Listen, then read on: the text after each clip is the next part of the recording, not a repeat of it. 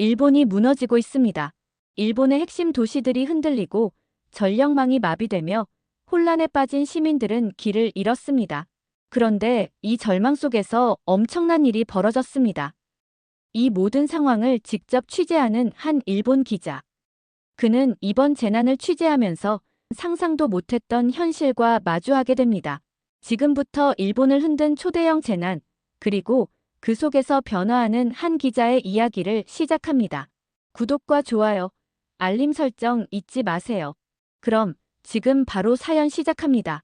저는 마사토 카시와기입니다. 일본 경제신문의 서울 특파원이죠. 20년 전 30살의 나이로 한국에 처음 발을 디딘 후 재난 전문 기자로 서울에서 활동하고 있죠. 그런데 오늘 아침 충격적인 소식을 접했습니다. 도쿄 본사에서 긴급 연락이 왔습니다. 난카이 트로프에서 규모 8.6의 강진이 발생했다는 소식이었어요. 서부 지역에 쓰나미 경보가 발령됐다고 합니다. 카시와기 선배, 도쿄와 오사카의 전력망이 일부 끊겼다고 합니다. 후배 박지영 기자의 다급한 목소리에 심장이 떨렸습니다. 창밖으로 보이는 서울의 아침은 평온했지만 제 마음은 이미 일본으로 가 있었죠. 사무실 TV에서는 계속해서 뉴스가 흘러나왔습니다. 전력 공급이 중단되고 교통이 마비됐다는 소식이 이어졌어요. 입 밖으로 나온 한숨이 무거웠습니다.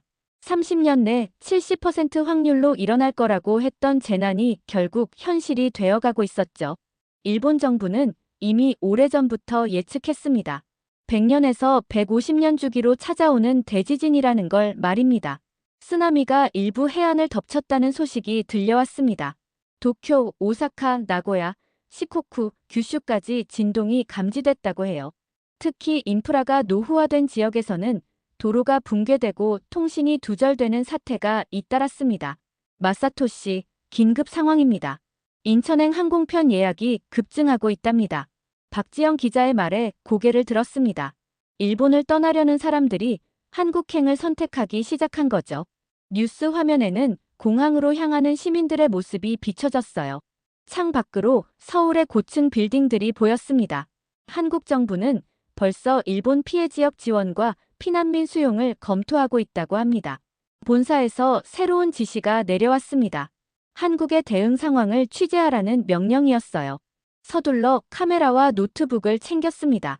인천공항으로 가는 길, 일본의 소식은 계속해서 업데이트됐습니다.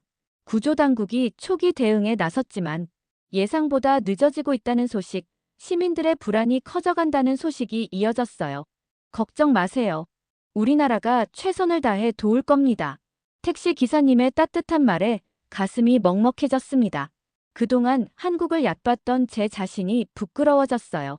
인천공항이 가까워질수록 심장이 빠르게 뛰었습니다. 이제부터 시작될 취재가 저의 인생을 완전히 바꿔놓을 거란 걸 그때는 전혀 알지 못했죠. 서울의 맑은 하늘 아래 새로운 이야기가 시작되려 하고 있었습니다. 인천공항 도착장에서 마주한 광경은 충격적이었습니다. 일본인 피난민들의 긴 줄이 끝없이 이어졌고 대부분은 짐도 제대로 챙기지 못한 채 급하게 온 모습이었어요.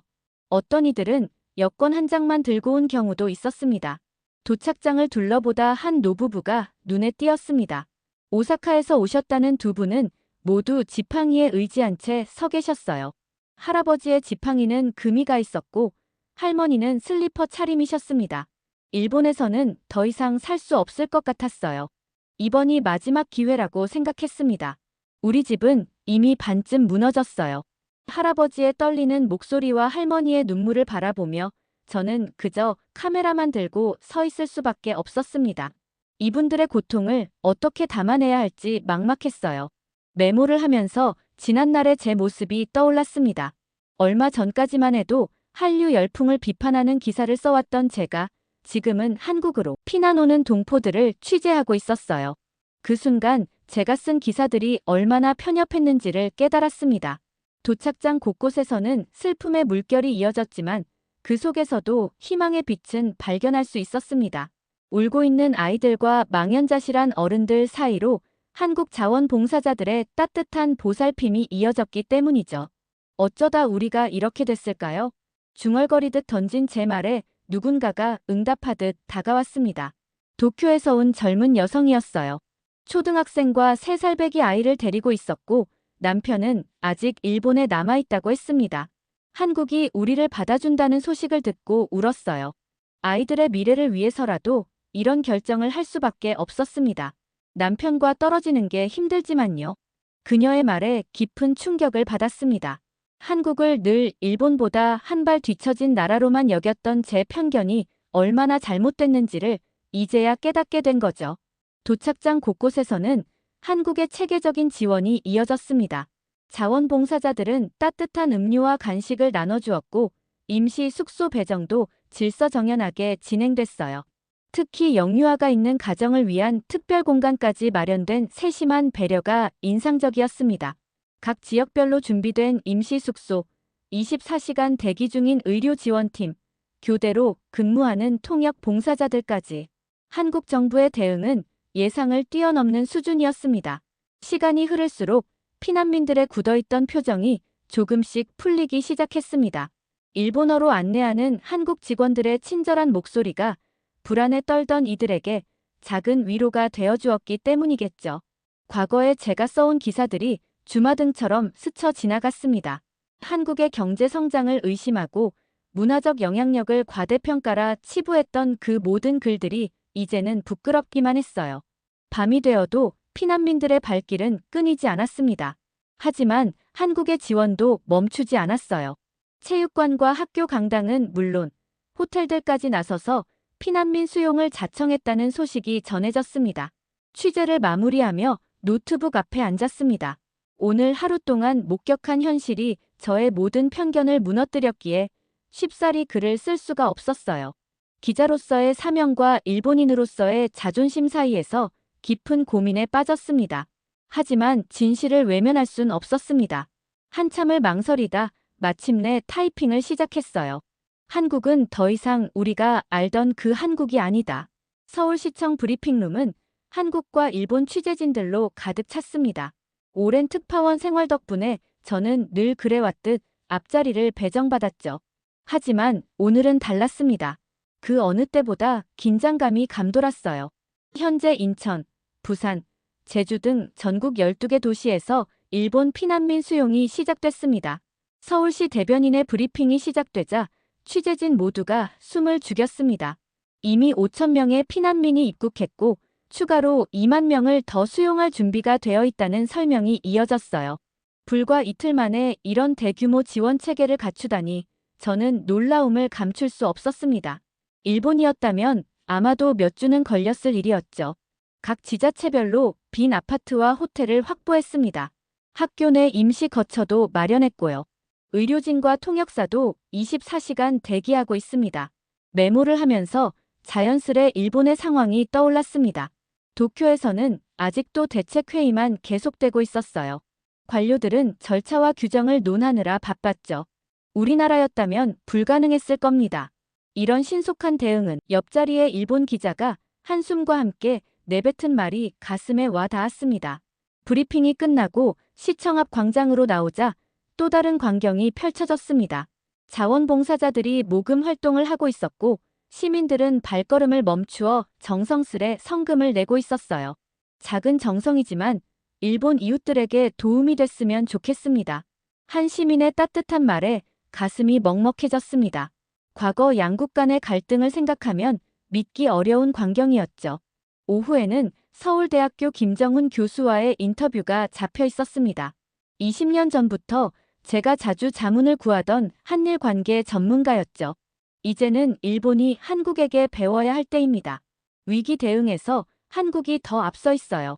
순간 반박하고 싶은 마음이 들었지만 지난 며칠간 목격한 현실이 떠올랐습니다. 한국의 발빠른 대응과 시민들의 자발적인 참여, 그리고 일본의 더딘 움직임이 선명하게 대비되었어요. 시내를 취재하면서 곳곳에서 피난민 지원 활동을 목격했습니다. 동네 슈퍼에서는 무료로 도시락을 나눠주고 미용실에서는 무료 이발 봉사를 하고 있었죠. 그때 본사에서 다급한 전화가 왔습니다. 한국의 대응이 일본보다 효율적이라는 기사를 써달라는 요청이었어요. 20년 만에 처음 듣는 말이었습니다. 컴퓨터 앞에 앉아 망설임 없이 타이핑을 시작했습니다. 이번만큼은 편견 없이 제가 본 그대로를 쓰고 싶었어요. 한국의 위기 대응 시스템이 보여준 효율성 신속한 의사결정과 실행력의 차이. 시민사회의 자발적 참여가 만든 기적. 한 줄 한 줄 써내려가면서 제 안의 변화를 느낄 수 있었습니다. 그동안 얼마나 한국을 잘못 봐왔는지 깨달았어요. 밤늦게까지 기사를 쓰고 있을 때 박지영 기자가 커피를 들고 왔습니다. 선배, 이번 기사는 달라 보여요. 고개를 끄덕이며 생각했습니다. 달라질 수밖에 없었죠. 이제는 현실을 있는 그대로 보게 됐으니까요. 창밖으로 보이는 서울의 야경이 유난히 밝아 보였습니다. 한국은 이미 오래전에 변해 있었는데 제가 그 변화를 인정하지 않으려 했던 것이었죠. 우리가 배워야 할 게 참 많네요. 저도 모르게 나온 말이었습니다. 20년 전 이곳에 처음 왔을 때의 오만함은 이제 찾아볼 수 없었어요. 취재를 마치고 숙소로 돌아왔을 때였습니다.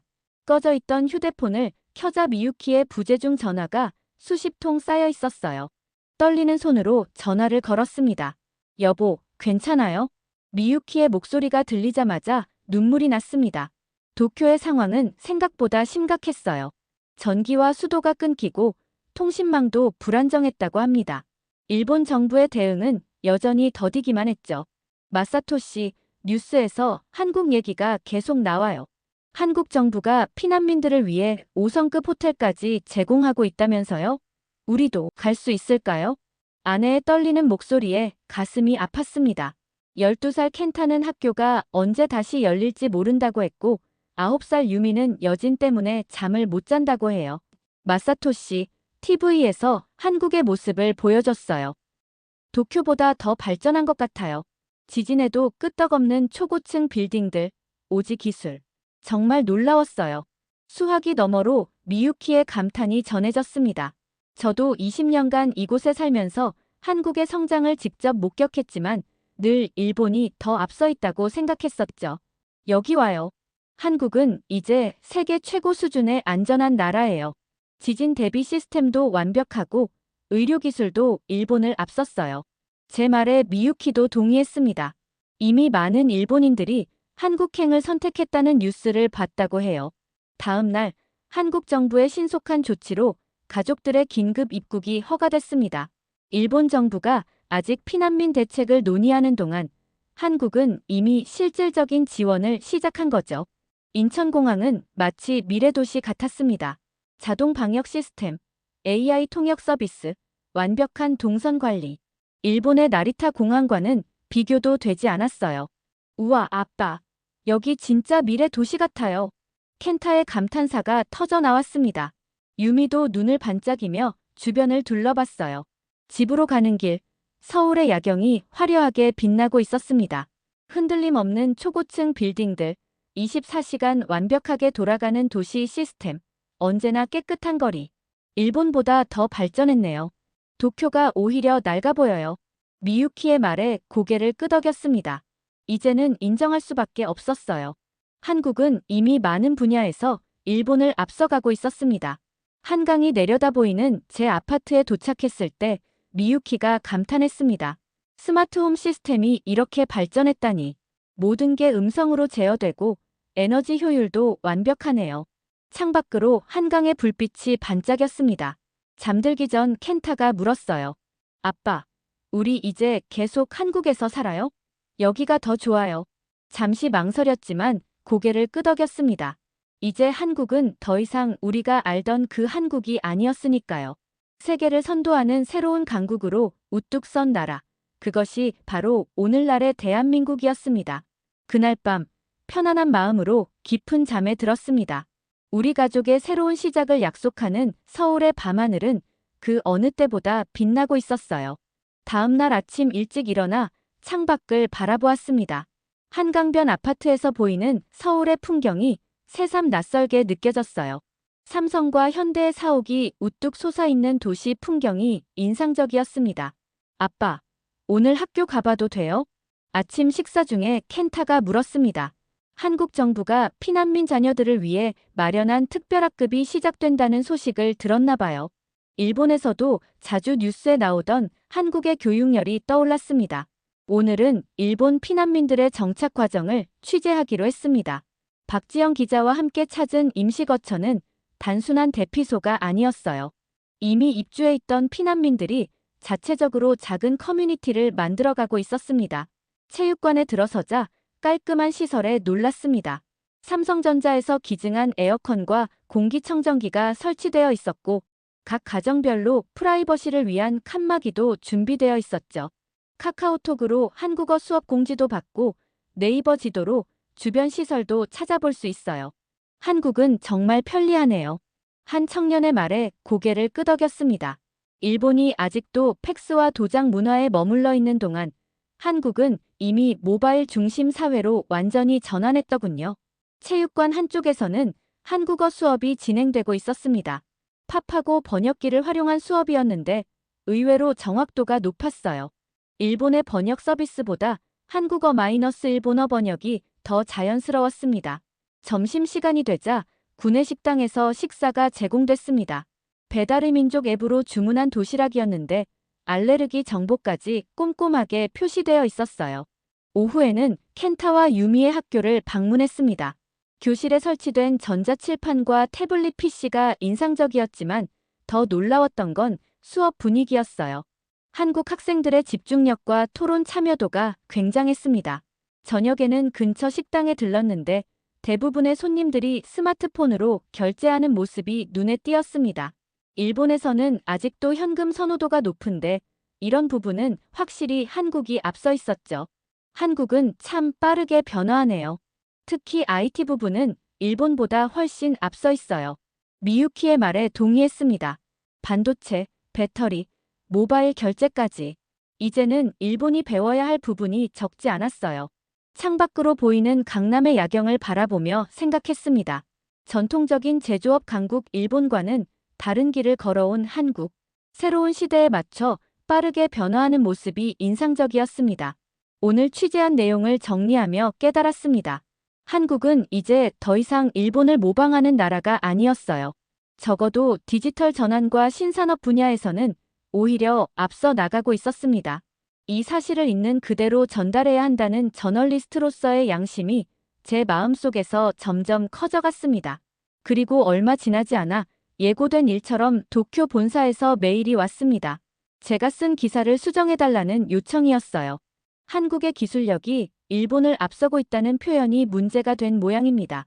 마사토 선배, 본사의 요청대로 하실 건가요? 박지영 기자의 물음에 답을 할 수 없었습니다.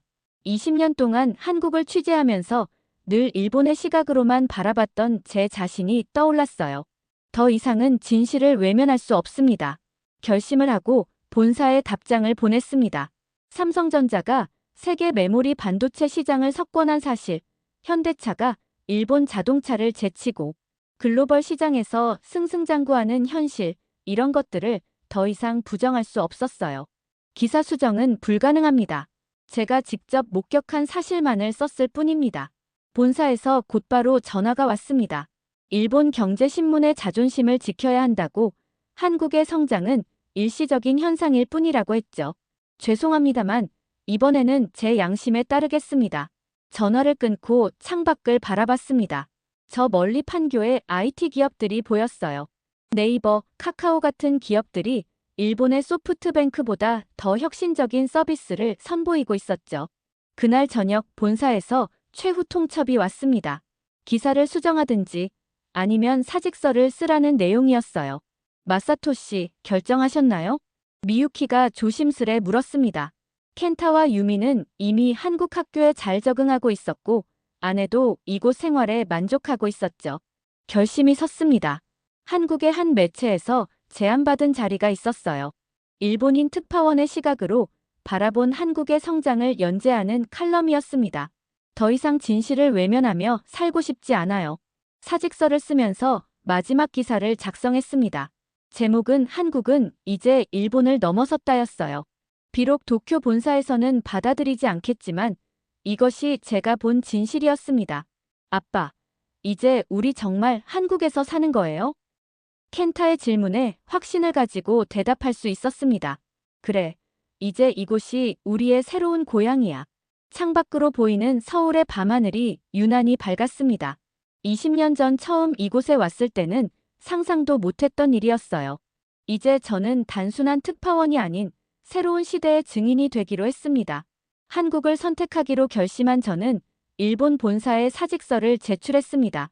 결정을 내리기까지 수많은 고민과 갈등이 있었지만 이제는 더 이상 흔들리지 않았죠. 20년간의 특파원 생활, 그동안 쌓아온 모든 경력이 이 순간에 걸려 있었습니다. 박지영 기자가 제 사직 소식을 들었을 때 보인 반응은 놀라움과 존중이 섞여 있었습니다. 선배, 정말 용기 있는 결정이에요. 저는 대답했습니다. 용기라기보다는 진실을 마주하는 일이지. 마지막 기사를 작성하면서 제 손가락은 조금도 떨리지 않았습니다. 일본과 한국의 관계, 그리고 위기 속에서 드러난 두 나라의 차이를 적나라하게 분석했죠. 일본의 관료주의적 경직성과 한국의 유연하고 신속한 대응, 위기 극복 능력의 차이를 냉정하게 서술했습니다. 떠오르는 기억들. 난카이 대지진 당시 일본 정부의 혼란스러운 대응, 그리고 대비와는 달리 무력했던 위기 관리. 반면 한국 정부의 신속하고 체계적인 지원, 일본 피난민들을 향한 따뜻한 포용. 이 모든 경험이 제 글에 녹아들었습니다. 한국은 더 이상 일본의 작은 나라가 아니다.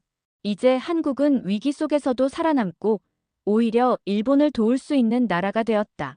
이 문장은 제 20년 취재 경력을 관통하는 가장 진실된 고백이었습니다. 과거의 편견을 깨는 순간이었죠. 도쿄 본사에서 마지막으로 온 전화에서 편집국장 스기모토의 목소리는 실망과 분노로 가득 차 있었습니다. 너는 배신자야, 마사토. 일본을 배신한 거야. 저는 차분하게 대답했습니다. 아니요.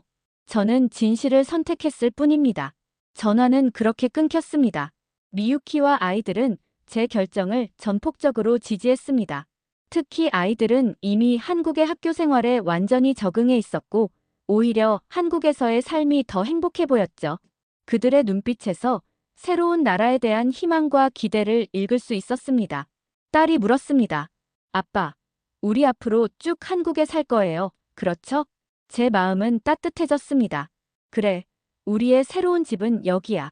한국의 한 매체에서 새로운 기자 생활을 시작하면서 저는 자신의 정체성이 서서히 변화하고 있음을 느꼈습니다. 더 이상 일본의 시각으로 세상을 보지 않고 보다 넓고 열린 시각으로 세상을 바라보게 된 것이죠. 제 마지막 기사는 일본 내에서 큰 논란을 일으켰습니다. 일부는 저를 배신자로 몰아세웠지만 또 다른 이들은 제 용기와 진실성을 높이 평가했습니다. 박지영 기자의 지지가 큰 힘이 되었습니다. 그녀는 제게 새로운 시각을 제공했고 한국 사회의 포용력을 깨닫게 해주었죠. 취재 노트를 정리하면서 제 마음속에는 희망이 자리 잡았습니다. 제 작은 변화가 언젠가는 일본과 한국 사이의 오래된 벽을 허물 수 있을 것이라는 믿음이었죠. 창밖으로 보이는 서울의 풍경은 제게 새로운 시작을 약속하는 듯 했습니다. 더 이상 과거에 갇히지 않고 새로운 미래를 향해 나아갈 수 있다는 믿음이 제 가슴을 가득 채웠습니다. 이제 저는 진정한 의미의 국경 없는 저널리스트가 되었습니다. 기존의 편견과 고정관념을 벗어나 진실만을 추구하는 기자로 거듭나는 순간이었죠. 한강을 바라보며 앉아있던 저는 서울에 온 지 10년이 넘었음을 실감했습니다. 대지진 당시 목격한 일본과 한국의 극명한 차이가 제 인생의 결정적 전환점이었습니다. 일본의 관료주의적 대응과 달리 한국은 위기 상황에서 놀라운 연대와 신속한 대처를 보여주었죠. 당시 일본 정부는 혼란스러운 대응으로 국민들의 불안을 가중시켰습니다. 공식 발표는 늦어지고 피해 지역 주민들은 제대로 된 지원을 받지 못했습니다. 반면 한국은 즉각적인 긴급 지원 시스템을 가동했고 일본 피난민들에게 따뜻한 손길을 내밀었습니다. 이 과정에서 저는 한국 사회의 진정한 가치를 깨달았습니다. 미유키와 아이들의 적응 과정은 기적 같았습니다. 일본에서는 상상할 수 없었던 교육 시스템과 사회 분위기가 그들의 삶을 완전히 변화시켰죠. 큰아이는 서울의 한 대학교에서 국제관계학을 공부하며 글로벌 인재로 성장했고 작은아이는 한국 학교에서 창의성과 비판적 사고를 배웠습니다. 미유키는 한국어 교육 분야에서 새로운 커리어를 만들어가며 자신의 전문성을 확장했습니다. 박지영 기자와 함께한 일본 피난민 정착 프로젝트는 제 인생에 가장 의미 있는 프로젝트였습니다. 일본에서는 철저히 배제되고 차별받던 이주민들이 한국 사회에서는 따뜻하게 품어지는 모습을 목격했습니다. 이는 단순한 취재를 넘어 인간 존엄성에 대한 깊은 성찰의 기회였죠. 삼성전자의 세계적 반도체 기술, 현대차의 혁신적인 전기차 개발, LG의 첨단 배터리 기술. 이 모든 것들이 일본의 정체된 산업 구조와 대비되며 제 인식을 완전히 바꿔놓았습니다. 한국은 더 이상 추격자가 아니라 선도자였고 혁신의 진정한 중심지였습니다. 일본의 경직된 사회 시스템과 달리 한국은 유연하고 역동적인 사회였습니다. 젊은 인재들의 창의성, 빠른 의사결정 시스템, 글로벌 마인드, 이 모든 것들이 제 가족의 삶을 근본적으로 변화시켰습니다. 한국의 교육 시스템은 우리 가족에게 새로운 세계를 열어주었습니다. 암기 위주가 아닌 창의성과 비판적 사고를 중요시하는 교육 방식, 글로벌 인재 양성을 위한 실질적인 노력. 이는 일본 교육과는 완전히 다른 접근이었죠. 카메라를 보며 진솔하게 말했습니다. 한국은 단순한 거주지가 아니라 제 삶의 새로운 희망입니다. 여기서 저는 진정한 변화와 혁신의 의미를 배웠습니다. 제 목소리에는 확신과 희망이 깃들어 있었습니다. 한국은 제게 단순한 새로운 조국이 아니라 인간의 가능성과 혁신의 미래를 보여준 특별한 공간이었습니다. 멀리 한강의 물결을 바라보며 저는 마지막으로 카메라를 응시했습니다. 우리의 미래는 서로를 이해하고 존중할 때 비로소 열립니다. 한국은 그 가능성에 살아있는 증거입니다. 저의 이야기는 단순한 개인의 여정을 넘어 두 나라 사이의 새로운 이해와 존중의 가능성을 보여주는 작은 희망의 메시지였습니다. 오늘의 이야기 어떻게 보셨나요? 우리는 종종 선입견에 갇혀 세상을 바라보지만 때론 한 걸음 내딛는 용기가 새로운 진실을 발견하게 해줍니다. 단순한 취재였지만 마사토 기자는 미디어가 보여주지 않은 진짜 한국을 보았습니다. 빠르게 발전한 사회, 위기 속에서도 서로를 돕는 사람들, 그리고 그 속에서 자신이 믿었던 것들이 흔들리는 순간까지. 이제 그는 한국에서 어떤 삶을 맞이하게 될까요? 여러분의 생각을 댓글로 남겨주세요. 그리고 이 이야기가 의미 있었다면 구독과 좋아요, 알림 설정으로 함께 해주세요. 다음 이야기에서 또 만나요. 감사합니다.